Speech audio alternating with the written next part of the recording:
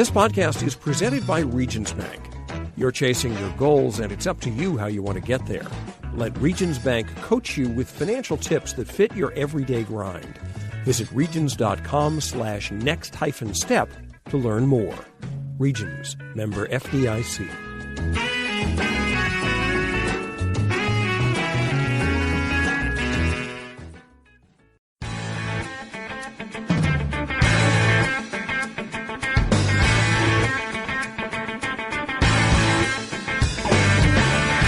Hello and welcome to the first AP Top 25 College Football Podcast of 2020. I'm Ralph Russo, college football writer with the Associated Press. My guest this week is college football analyst Cam Mellor of Pro Football Focus. We will preview and take a deep dive into the national championship game between number 3 Clemson and number 1 LSU. What is Clemson's best route to slowing down Heisman Trophy winner Joe Burrow? Will LSU have to contend with the arm and legs of Trevor Lawrence the way Ohio State did? Both teams have future NFL draft picks playing cornerback. How will they match up with an array of great receivers in this game? Plus, Tua Tagovailoa is headed to the NFL. We get Cam's thoughts on Tua's draft stock. Thanks for listening to the AP Top 25 College Football Podcast. You can find us on Westwood One Podcast, Apple Podcast, just about anywhere you get your podcasts. Please subscribe, and if so inclined, give us a good review. It helps college football fans find us, and it helps us find more college football fans. And away we go. Joining me this week on the podcast is Cam Mellor. You are probably hopefully familiar with his work. He does a lot of college stuff for Pro Football Focus. Follow you where on Twitter, Cam? My listener, I got a feeling most of my listeners probably follow you already, but just in case, where can they follow you on Twitter? Yeah, I'm sure there's a pretty big crossover, but it's just very simple at PFF_Cam. All right, and Pro Football Focus does a great job of breaking down the X's and O's and studying the film. So we wanted to bring Cam on to give us a preview of the national championship game from the PFF perspective, where he sees possibly strengths and weaknesses and interesting matchups. Before we do that, big news yesterday. We are taping this on Tuesday. The big news today is Matt Rhule moving from Baylor to the Panthers. I'll get to that one later. But the big news yesterday was Tua Tagovailoa deciding to go to the NFL draft. Not particularly surprising. So, Cam, give me your view. So much hinges on the injury. But let's just give me your view of Tua as a prospect, healthy. Assuming perfect health, what is Tua as a prospect? Yeah, Tua as a prospect is every bit as good of a prospect as Joe Burrow at this point. There's no reason, if you take away the injuries to not take into consideration what he's done prior to the injuries. I know there was the ankle injury too, so remove all injury aspects. And I mean, this guy is top of the line in terms of accuracy, ball placement, reading and diagnosing what the defense gives him.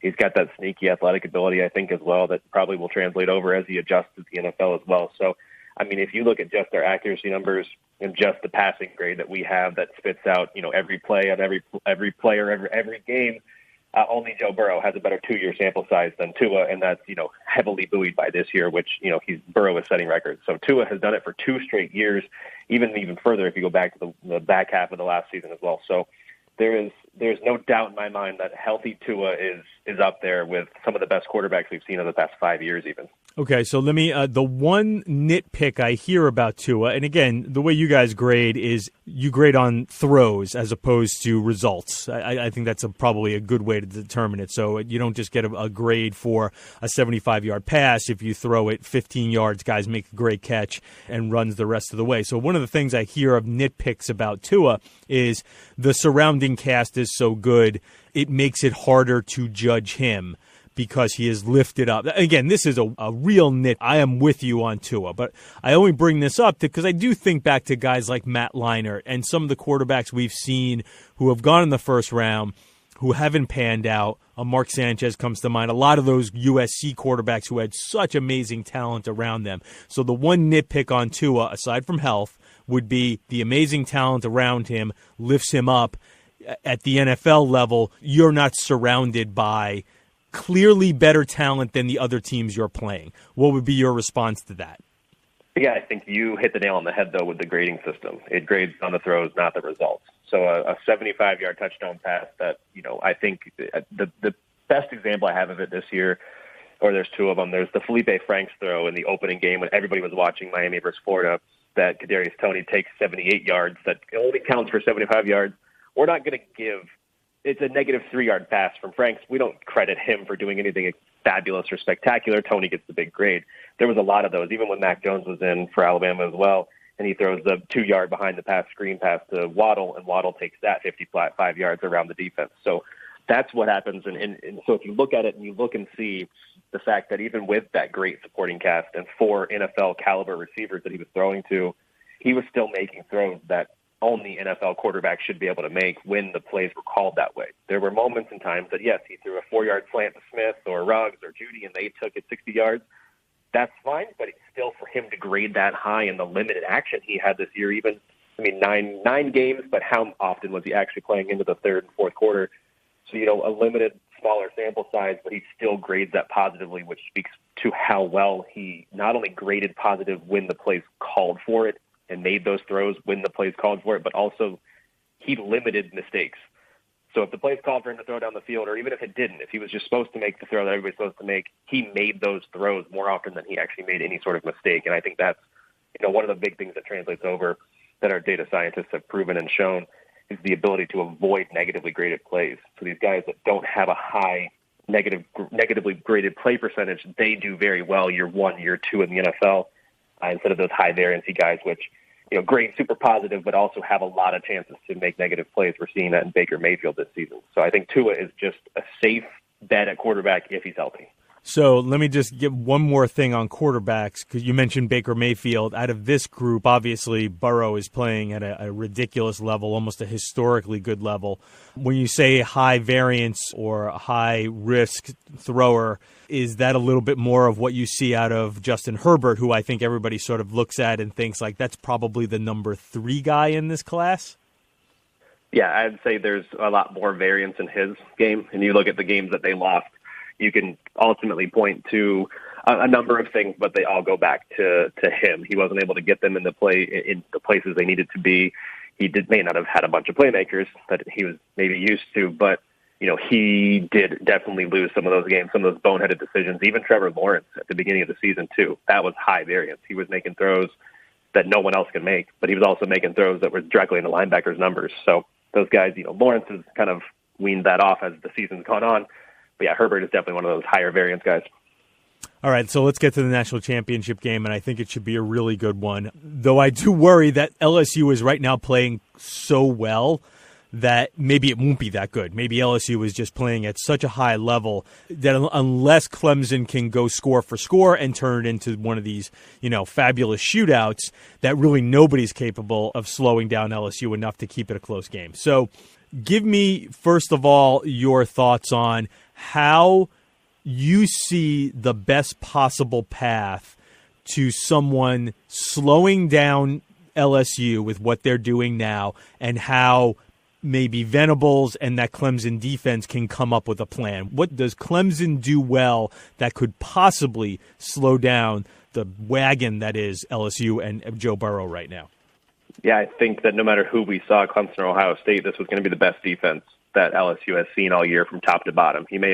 Burrow may have seen better units or better different areas on defense, but I think that this Clemson defense is the best one he'll see. So I think if any team has the capability to shut him down or confuse him or slow him down, I call Clemson's defense an NFL defense. They don't have a lot of NFLers right now, at least, outside of Isaiah Simmons and maybe a few of the cornerbacks, but right now you're looking at a team that looks like an NFL defense. They trust their players in the right position, and whether that's Venables or whether that's just these guys showing up on the field every day, it's actually, I think it's beautiful to watch. And so that's where I think that they can succeed. If they allow their safeties, that includes Simmons, kind of to roam the field like they've been able to do, show off their football IQ, their athleticism, and just let them play football, with the proper guidance that Venables allows. But I think that this defense is the only one that can kind of, figure out Burrow while also posing some question marks for Burrow to lock down the guys that they have outside, we saw what happens when a true lockdown cornerback gets on Jamar Chase, because Parnell Motley was able to,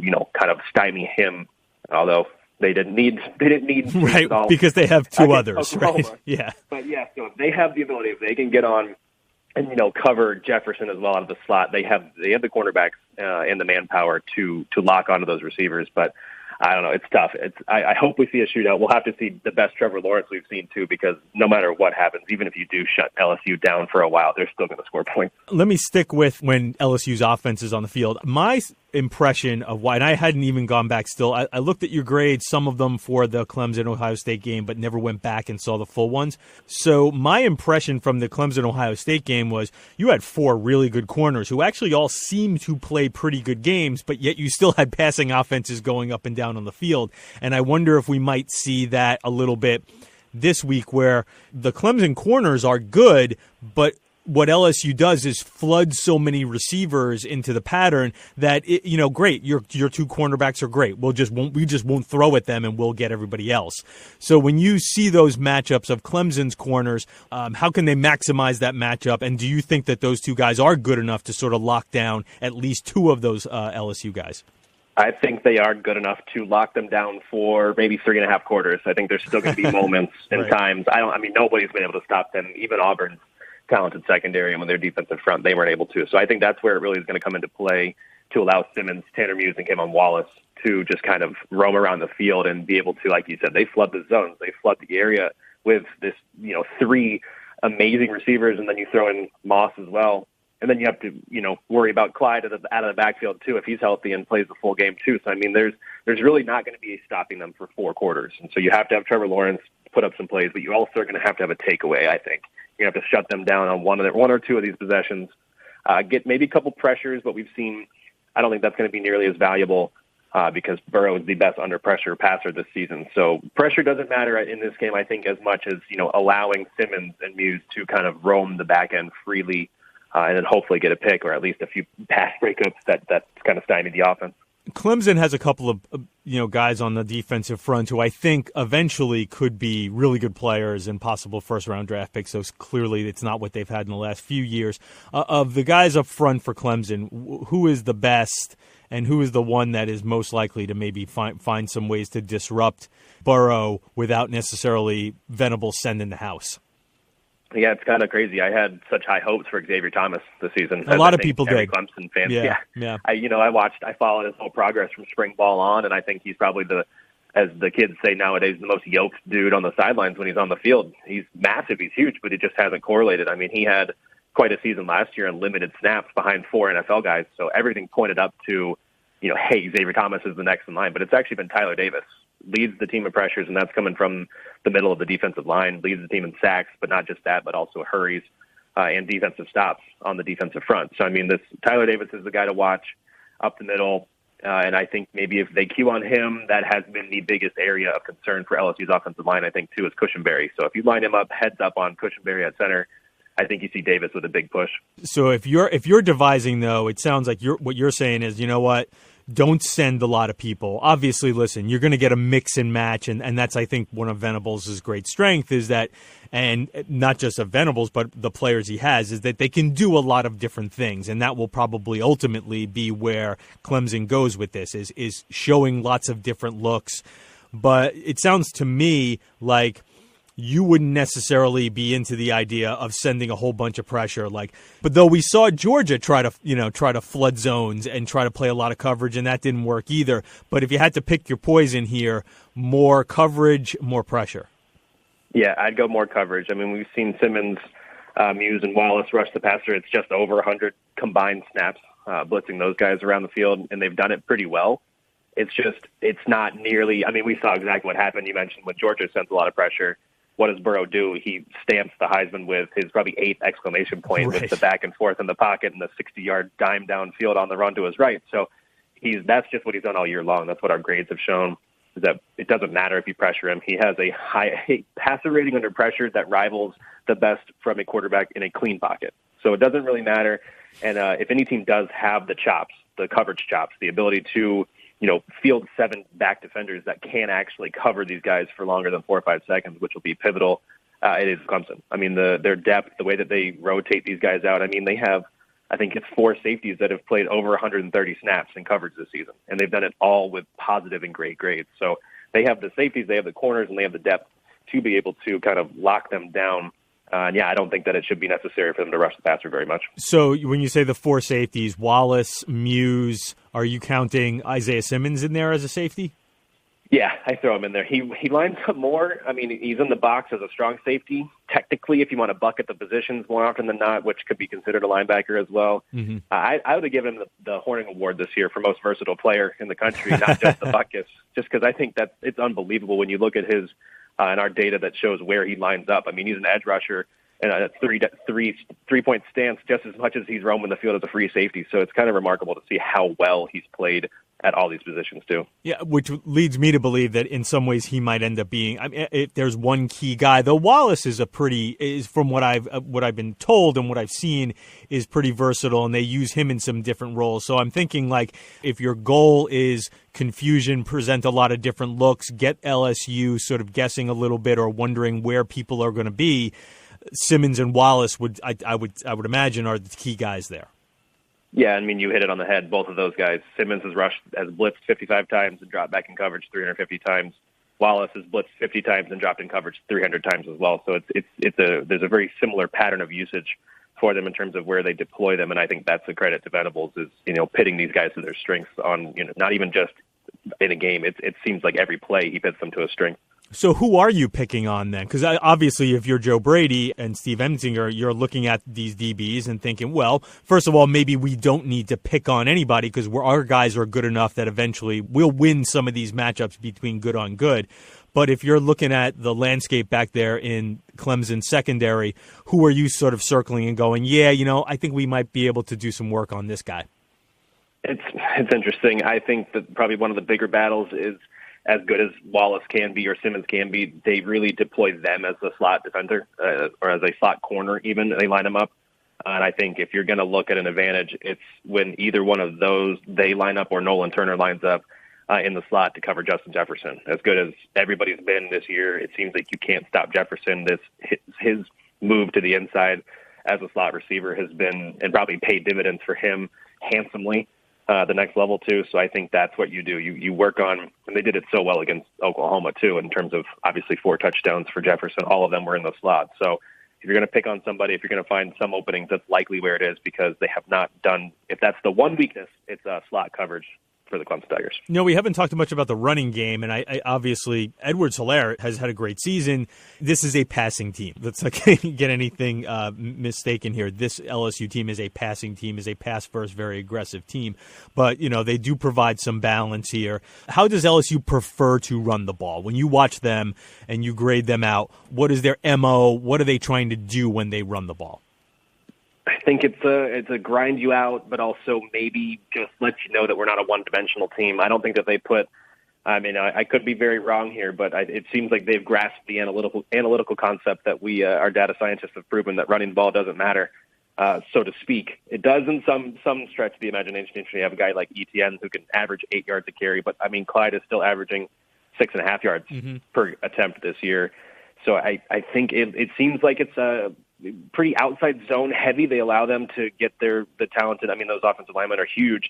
That has been their strength is run blocking and not pass protection. So I mean, when they do run the ball, it's been very impressive, and it seems like they allow the playmakers to just get the ball in as much space as possible, which kind of mirrors what they like to do. In the passing game, they have the fewest percentage of contested targets thrown their way and the fewest percentage of tight window throws that Burrow's made. So, I mean, they're finding ways to get them open, and I think that also is from the running game too. That's super interesting because they have very few on a percentage basis tight window throws, but I was also noticing, I think it was you or one of your colleagues tweeted that Burrow, and again, correct me if I'm wrong, Burrow has, I think, the most tight window either throws or touchdowns this season. So they're it's touchdowns, yeah. So that's amazing. So he's got a bunch of them. Yeah. So he's got about 24 tight window touchdowns, but he very rarely has to make tight window throws. Correct. He's found a way to, and he's avoided contested catches too. You look at some of these guys, the Wake Forest guys Scotty Washington and Sage Stroud were the contested catch kings this year because they had more opportunities than anybody else.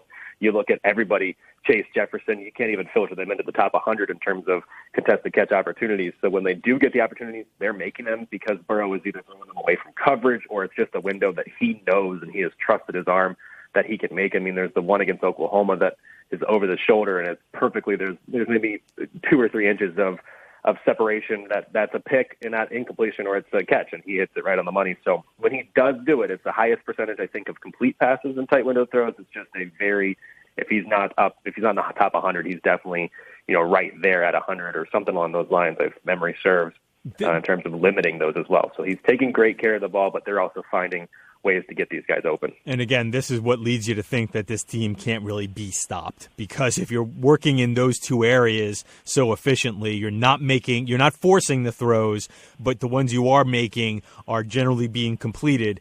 Well, then what do you do? It's impressive. There's not much, and I think everybody's kind of figured that out. There isn't really much you can do to stop them. I want to ask you one question before I take a quick break, and then we get to when Clemson has the ball. I wanted to ask you a quick question about a story that I'm working on about wide receivers and this idea that it sort of felt like we were in this golden year or golden age of wide receivers, where it seems that teams have sort of realized that. And maybe this is part and parcel to 7-on-7 ball. It's related to the development of quarterbacks. Hey, those 7-on-7 quarterbacks have to have wide receivers to throw to, so we're producing a lot of great wide receivers. But it does seem like, whether it's this year or just in general, teams are realizing that if I have these freaky guys on the outside, they are the easiest guys to get one-on-one. They are away from the play, and it gives me these huge advantages simply because I can get a guy who's better than the guy he's going to be going up against. I don't need a lot of other things to go well if I can just win that matchup. I don't know if that's a trend in college football, but are you seeing more of, I guess, sort of the emphasis on we just want to get good guys on the outside who can win one-on-one matchups? I think so. I think it's become pivotal, and it's college has been a pass-happy game for longer than the NFL has transitioned now. But if the NFL is pass-happy, college is pass-happy, and I think it's putting an emphasis not only on recruiting and finding the top receiver, but it's also getting and paying top dollar for your receiver coach to get these guys to learn how to separate when they do see that. So I think it's a huge trend. You probably have hit the nail on the head. There's probably nothing that I have at PFF that could quantify that, except looking at maybe the amount of targets to these receivers on the outside. But I think if you look at it, and to speak to that point alone, I think probably the biggest example would be CeeDee Lamb. This guy, I mean, when he did get the ball on the outside, when he was one-on-one, he was winning. Even when he did come across the middle of the field from a one-on-one, the guy would break every tackle afterwards. And he made as good as Jalen Hurts was, Lamb made that offense go. And he, more often than not, was a bigger reason to why they came back in games or won games this season that they did win. If you look directly at the Texas game or the Baylor game, I mean, these are moments that Lamb was just absolutely dominant and top notch, and I think that's a recipe for winning games as long as you have a quarterback that can get them the ball. Yeah, all right. I'm going to pat myself on the back a little there because toward the end of the season, I was pitching the CeeDee Lamb is actually the Heisman Trophy candidate on this team. No offense to Jalen Hurts, and he's a terrific player, but CeeDee Lamb is actually the Heisman guy on Oklahoma. Unfortunately, I didn't get enough of that going. I'd go with you. Yeah, I didn't quite get enough to get CD any recognition there. And again, Jalen had a great year, so no knock on Jalen. So here's the deal. I'm going to take a very quick break here on the AP Top 25 College Football Podcast. We'll flip this around. We'll do Clemson has the ball and what Cam is looking for from LSU's defense and how those things match up. I'm talking with Cam Mellor from Pro Football Focus. We're breaking down the national championship game, and we will be back right after this.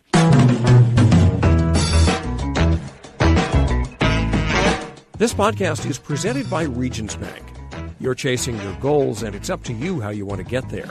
Let Regions Bank coach you with financial tips that fit your everyday grind. Visit regions.com/next-step to learn more. Regions, member FDIC.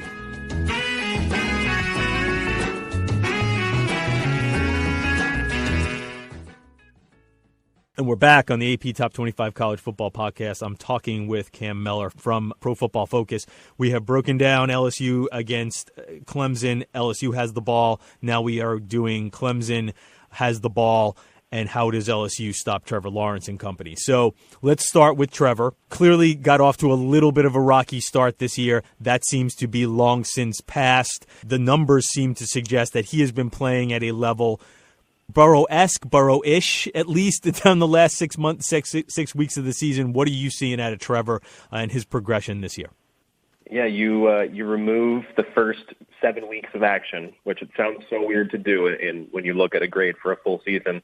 But if you go as far, you look at the Louisville game, Week 8. There's 2 interceptions in the first quarter. Even including those 2 interceptions with Week 8, Trevor Lawrence is the highest graded quarterback in college football since that time. Obviously, when you limit to no interceptions after that, and you play an NFL secondary at OSU, and you consider all these things with how good Burrow was and how good some of these other quarterbacks, really kind of grasped it at the end of the season or back through the back half, it's still 7 games for Lawrence to grade that high, which is half of his season at this point. So if you look at that, there was nobody better in college football down the stretch. And I know that includes a game against Wofford, but there's a game against South Carolina. There's the ACC championship game against Virginia, and then there's this game against Ohio State that he has proven that he is every bit of not only probably the first pick in 2021, but has to be the odds-on favorite to win the Heisman next season if this is the level of play that we've continued to get. And if he shows it against LSU, that's who is going to have to show up for them. But, all odds are stating that is the kind of guy that will show up as the highest-graded player since Week 8. Oh, let me ask you this about the Ohio State game, because, again, a lot of people will sort of poo-poo a lot of Lawrence's season. I don't think it's fair, but, the fact of the matter is Clemson played a lot of teams that they were much better than. And in the Ohio State game, he wasn't as accurate. He obviously ran great, and he also played his best when he really needed to play, so he deserved a gold star from that game. But when you sort of just break down how he did against the best team on his schedule, what did you see out of the Ohio State game?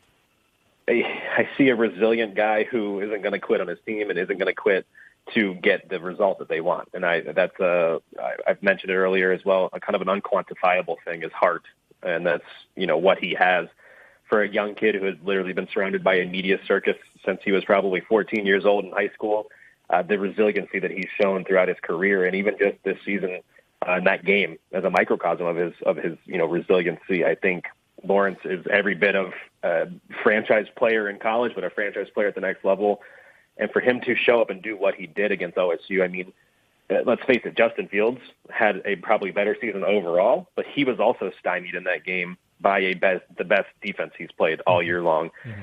And both defenses also had, a couple weeks to prepare for this game too. So you have to think about, that aspect of play. Lawrence gets the win. He does what his offense needs him to after, I think his quote was that he couldn't feel anything on his left side and got numb and got pissed off, I think. But, you look at that and there's just heart, there's grit, to quote the football players or former players that you want to. But, I mean, the analytics show, too, if you go past the Shaun Wade hit, the targeting call, his grade was significantly higher. Not enough to kind of outdo what he had done prior to get sort of a middling grade for the game overall, but that's where, a lot of positives to end the game, and that's where he still maintained his level of highest graded play since Week 8. So let's do the matchup thing. LSU's defense, I think, is healthier than it has been all year. Its hiccups and its glitches, I think a lot of that had to do with guys like Delpit not being healthy, guys like Divinity not being around. Their front four, their best pass rusher was out a lot of the season in Chase On. So when you look at what the LSU defense is now, where do you think you see advantages, disadvantages against that Clemson offense? Where are places where LSU you think, oh boy, that's a place they're going to have to be concerned? Yeah, you target anybody but Fulton, Stingley, or Delpit, and I think you're pretty good. That's 3 guys, though. There. That's pretty good that they have 3, though. And those 3 guys are really good. Stingley's been probably a revelation if you don't follow recruiting and know that he was the number 1 recruit coming out by whatever source you want to look at. For him to, though, be able to play as much as he has played, 542 snaps in coverage we have for Stingley, and he's the highest graded corner in college football. Yes, it's a double-edged sword. That's a lot of chance to grade positively in our system, but it's also a lot of chances to grade negatively. And they line him up in press coverage over 300 of those snaps, too, as well. So you're looking at a guy who they have trusted from day one to guard not only just any receiver in college football, it was the best receivers they went up against. There's guys, he limited Colin Johnson to nothing. He limited Seth Williams to basically nothing. He's essentially done everything that asked of him, and I think that is a mismatch if you throw anywhere at Stingley in this game. I know Alabama did their best of, damaging his reputation. Say what you will about him looking to the sideline while Devontae Smith was running by him or whatnot, but the minor lapses in that Alabama game did lead to multiple yards. But since then, he hasn't allowed to catch over 20 yards, and he hasn't allowed more than 30 yards in coverage in a single game. So avoid Stingley. Fulton is every bit of a lockdown guy, too. Less than 50% of the throws his way have been completed.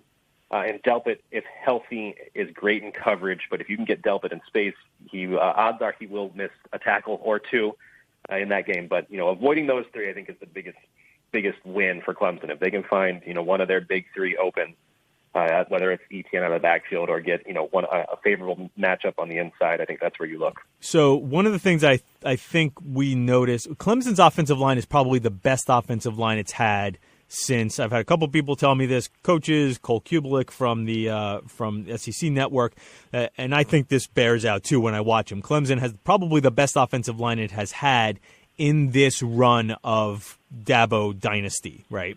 That said, they've had some issues against Ohio State, and that was one of the reasons why Lawrence got in the running game, because they needed to get the numbers right and they needed to find a way to get some running game when they weren't winning all those one-on-one matchups. Now, again, they're a good offensive line, and this is an LSU defense and defensive line that is definitely sort of a plugging, run-stuffing defensive line, though maybe it lacks a little bit in terms of pressure. When you see that how does Clemson run the ball against LSU? Do they have more success against LSU than they had against Ohio State? Is this another Trevor Lawrence 10 to 15 carries game?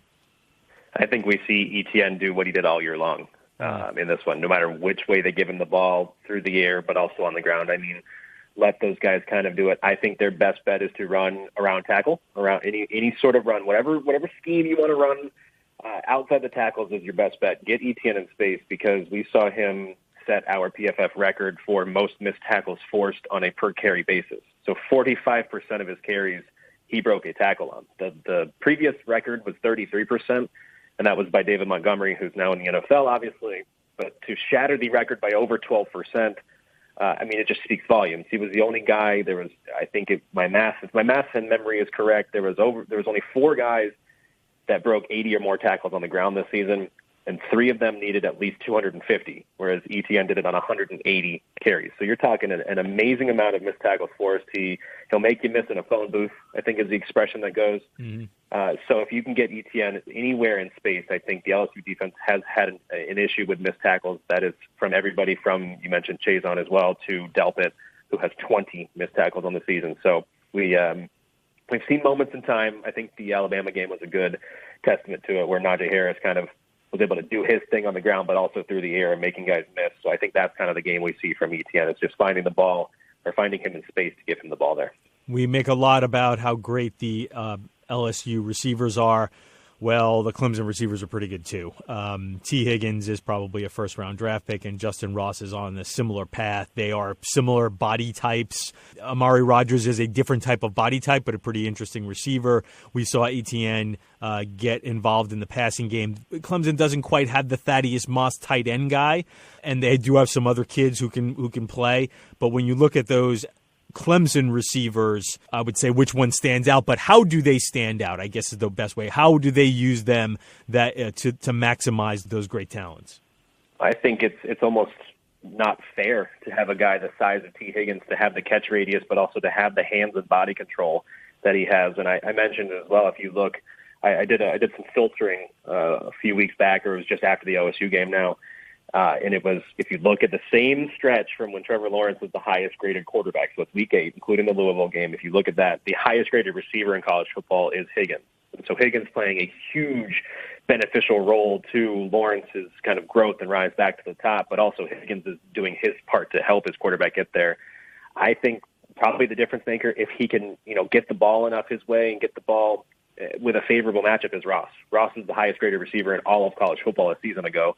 And so we've seen, his ability to take games over. It feels like we're waiting for that game from him to take it over. And what better time to show up than, Monday night with the entire world watching you. So I feel like that could be a moment where it is. But then you do hit on it, Amari Rodgers, the one with a different body type, the kind of freaky fast, but also kind of sneaky guy that'll make you miss. He also hasn't dropped a pass this year. So he's the only one of the starting receivers or the receivers that kind of qualify in terms of how many targets they've seen to not drop a pass.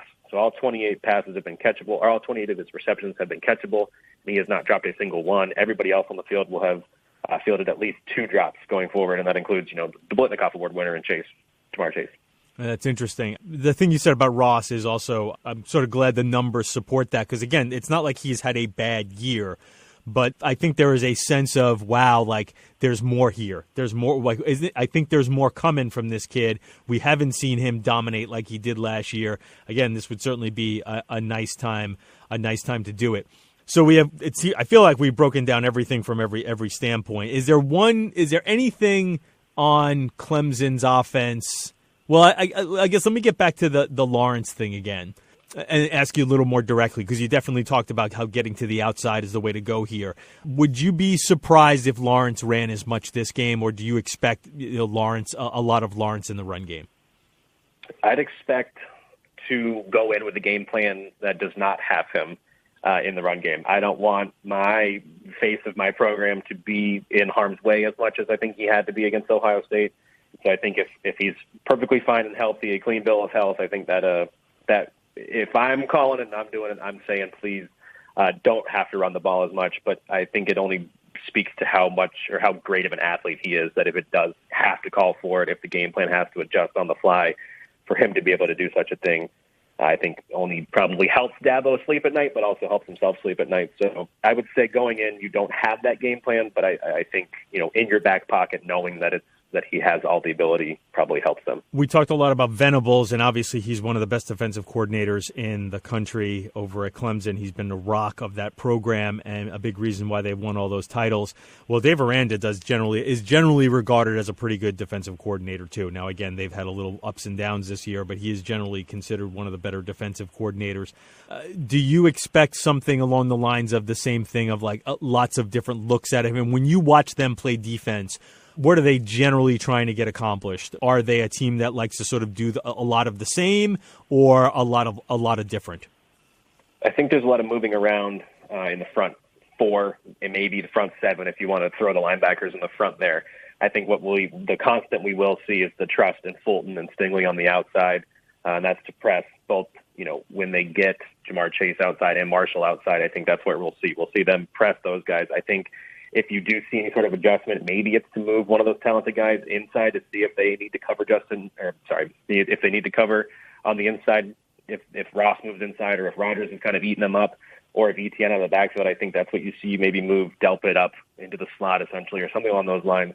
But I think, the one constant we'll see is Stingley and Fulton outside, and then I think you see some rotational, players with the edge rushers as well, and make sure that you can get constant pressure either inside or outside, because those tackles, as we mentioned too earlier, it's probably 3 of the best tackles in the ACC that they rotate in and out there. So they keep fresh bodies in and they keep pressure from Lawrence. He's only been pressured on 25% of his dropbacks this year. So that's a pretty good mark. So I think if they're going to shift around, I think that's where you shift. You find the best ways to get pressure on Lawrence, because he has not had quite the year under pressure that he did a year ago. Last one, is there any advantage either way in the special teams in this game? Ooh, that's tough.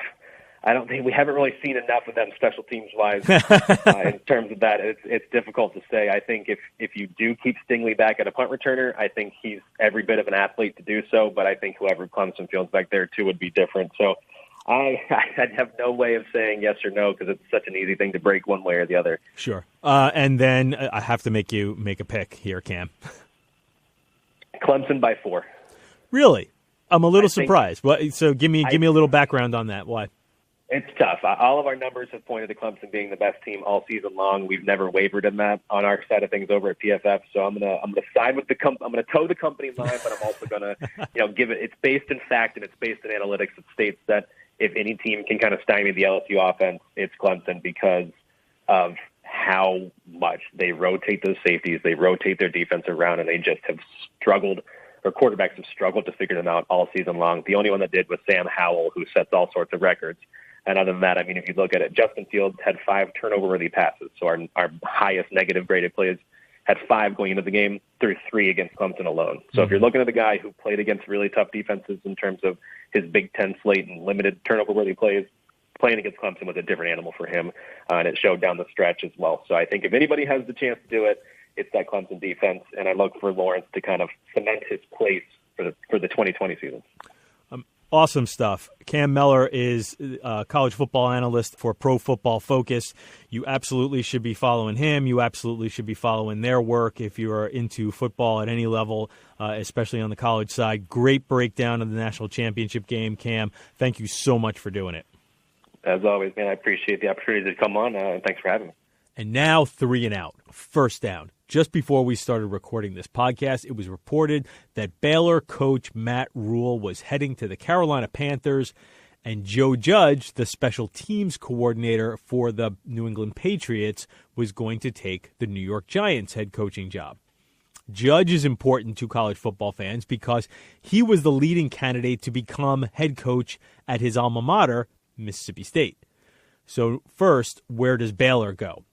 This might be sorted out by the time you hear this, but Baylor associate head coach Joey McGuire could end up getting promoted from within in Waco. He was a prominent high school coach before Rule hired him to be basically his guy to build bridges to high schools throughout the state. Remember, Rule had no ties to Texas. Outside candidates, I'm sure Sonny Dykes, who is coming off a really good year at SMU, would run to Baylor if there's a chance for him to get back in the Power 5 in the Big 12. Billy Napier, who finished an 11-win season at Louisiana with a bowl victory earlier this week, could possibly end up in the mix there. A.D. Mack Rhodes at Baylor has known this is coming for a while. My guess is it wraps up quickly, and I would not be surprised if he goes from within. Second down. As for Mississippi State, which made the unusual move of firing Joe Moorhead after the bowl game, it seems with Joe Judge off the board, Florida defensive coordinator Todd Grantham might be the top candidate there. It's been reported by Ross Dellinger and some others that Grantham is in the mix. Though Napier could also get a look at Mississippi State, and the school has checked in already with Army's Jeff Monken. Moorhead is the third Power 5 coach this cycle to be fired in year 2, joining Chad Morris and Willie Taggart. I'm not here to argue for or against firing Moorhead, but paying between $4 and $7 million in buyout money just to hire another coach who has little or no head coaching experience seems a little nuts, but that's where we are. Fans, and not just fans, but boosters and donors have no patience. That puts pressure on athletic directors because they can either pay the buyout money or they can eat the losses in season tickets and donations. So sure, take another dip into the grab bag of coaches and hope you can do better this time around, maybe with a defensive coordinator who's never been a head coach before, as opposed to an offensive coordinator who is taking his first major college job. Moorhead will be fine. I could see him filling one of several prominent offensive coordinator jobs, maybe Notre Dame. Third down. More coaching news because the carousel never seems to stop. My friend Pete Thamel from Yahoo reported that San Diego State coach Rocky Long is putting himself in position to possibly end up as a defensive coordinator in the Power 5. Long will be 70 on January 27th, so it's not shocking that maybe he's had enough of being a head coach. Here's more stuff to know. Long makes about $900,000 per year as a head coach. He could match that, maybe even improve it as a defensive coordinator at a Power 5 school. He could certainly get close to that at a place like Syracuse. Living in upstate New York is certainly a lot cheaper than living in San Diego. Long has been great at San Diego State, going 81-38 overall and 51-20 in the Mountain West. Since the conference split into 2 divisions, San Diego State has been the best program in the West Division. Unfortunately for the Mountain West, Long exploring a move like this is still another sign of how difficult it will be for programs in the Group of 5 to compete with the Power 5. More and more coaches make the assessment that it's better to be an assistant in the Power 5 than a head coach in the Group of 5. One last thing to throw in there, since I have to make a pick on the championship game, I will take LSU 35, 27. That's the show for today. I'd like to thank my producer, Warren Levinson, for making me sound good. You can find this podcast on Apple Podcasts, at Westwood One Podcast. Please subscribe so you do not miss an episode. I'm Ralph Russo, the college football writer with the Associated Press. Thanks for listening, and come back for more next week of the AP Top 25 College Football Podcast.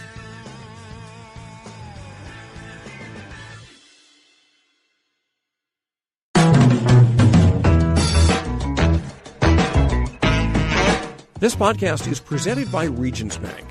You're chasing your goals, and it's up to you how you want to get there. Let Regions Bank coach you with financial tips that fit your everyday grind. Visit regions.com/next-step to learn more. Regions, member FDIC.